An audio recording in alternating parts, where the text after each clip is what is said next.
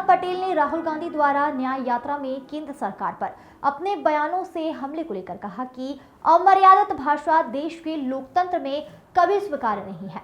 ऐसा नेतृत्व जिसका लोहा दुनिया मानती है, उसके बारे में जो हल्की टिप्पणियां देते हैं, यह कांग्रेस को और भी गर्त में ले जाएगी। मोदी का परिवार लिखे जाने पर प्रहलाद पटेल ने कहा कि मैं भी सोशल मीडिया अकाउंट पर यह लिखा हूं। मैं इस पर गर्व करता हूं। उनके 10 साल की सफलता पर वैचारिक रूप से मापदंड जो उन्होंने स्थापित किए हैं, इस पर मैं गर्व करता हूं। लोकसभा के बीच हुई टिकट की अगली सीसी मीटिंग में घोषित कर दी जाएगी।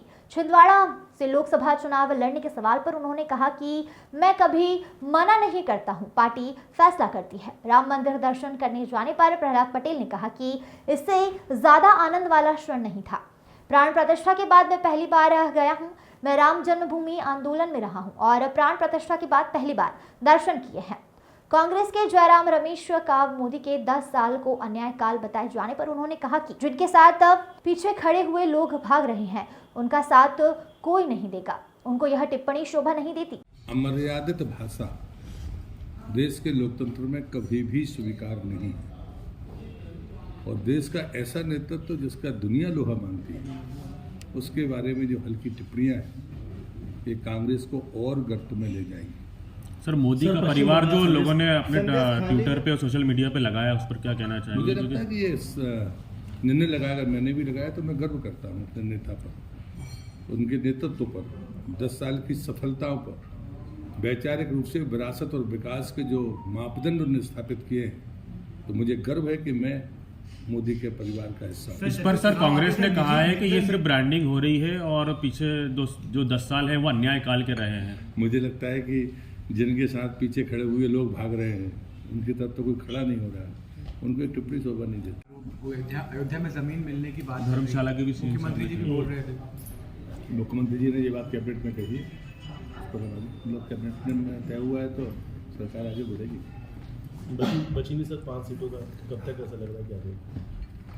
हम लोग तेजी से चल रहे हैं तो और सबसे तेजी से अपेक्षा कर रहे हैं। पार्टी का काम बिल्कुल स्मूथ है। नेक्स्ट जो CSC होगी उसमें आप लोगों ने भी अंदाजा नहीं किया होगा कि अब सब मान रहे थे 150 होंगे, 195 हो जाएंगे। किसी ने अंदाजा नहीं किया था, अनएक्सपेक्टेड था वो तो। नहीं, पर पार्टी पहले से करती है, तैयारी है, इसलिए करना है। सर, छिंदवाड़ा से आपका नाम भी चल रहा है सर, एक बार फिर से जो छिंदवाड़ा में कमलनाथ वर्सेस प्रहलाद पटेल पार्ट 2 2.0। देखो, मैं बहुत उत्साहित होकर लेकिन मना तो कभी करता नहीं।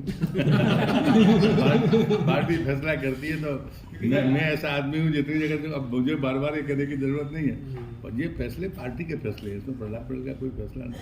सर, छिंदवाड़ा के लिए बड़े चेहरों को तलाशा जा रहा है, तो क्या आप ही मानते हैं कि टफ सीट रहती है छिंदवाड़ा क्या बीजेपी के लिए? बड़े चेहरों को हमेशा अभी तक हम एक बार ही जीते हैं, जीते तो हम उसको भी जीतना चाहते हैं, इसमें कोई दो। लेकिन कहा जाता है कि सर आपने फॉट चुनाव जो फाइट वहां पे किया था, मतलब it was one of the fiercely fought election. अपन उस पर डिबेट करेंगे तो उनको ही बुलाओ सामने। आपने सुबह था तो नहीं समझते छिंदवाड़ा